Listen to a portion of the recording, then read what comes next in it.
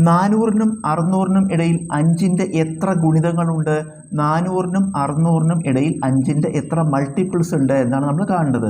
അപ്പോൾ 400-നും 600-നും ഇടയിലാണ്. അപ്പോൾ 400 കഴിഞ്ഞ ഉടനെ 5ൻ്റെ ഗുണിതം 405 ആണ്. അത് കഴിഞ്ഞ 5ൻ്റെ ഗുണിതം 410 ആണ്. അത് കഴിഞ്ഞ 5ൻ്റെ ഗുണിതം 415 ആണ്.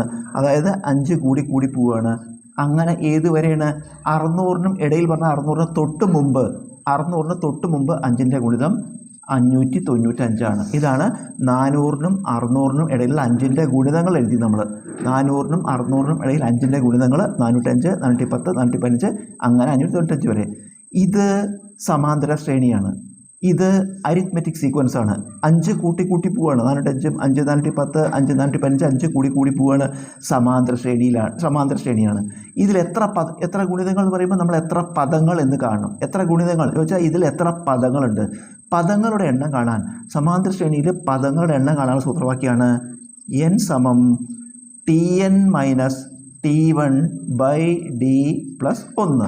സമാന്തര ശ്രേണിയിലെ നമ്പർ ഓഫ് ടേംസ്, പദങ്ങളുടെ എണ്ണം കാണാനുള്ള സൂത്രവാക്യമാണ് Tn മൈനസ് T1/d പ്ലസ് 1. ഇതിൽ വില കൊടുക്കുക. Tn എന്ന് പറഞ്ഞാൽ nth ടേം n-ാം പദം അവസാന പദം. Tn എന്ന് പറഞ്ഞാൽ nth ടേം n-ാം പദം അവസാന പദം. എത്രയാണ്? 595. കുറയ്ക്കണം. T1 ഫസ്റ്റ് ടേം 1-ാം പദം അല്ലെങ്കിൽ ആദ്യ പദം. T1 ഫസ്റ്റ് ടേം 1-ാം പദം ആദ്യ പദം. എത്രയാണ്? 405/d common difference പൊതുവ്യത്യാസം.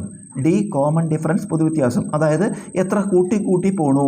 എത്ര കൂട്ടി കൂട്ടി പോണത്? 5 കൂട്ടി കൂട്ടി പോവുകയാണ്. അത് നമ്മളിങ്ങനെ നോക്കിയാൽ മതി. 410-ന്ന് 405 കുറച്ച് എത്ര? 5. 415 410 കുറച്ച് എത്ര? 5. അപ്പോൾ പൊതുവ്യത്യാസം 5 + 1. ഇനി കുറയ്ക്കുക. 5-5 കുറച്ച 0, 9-ന്ന് 0 കുറച്ച 9, 5-4 കുറച്ച 1. 190/5 190/5 + 1.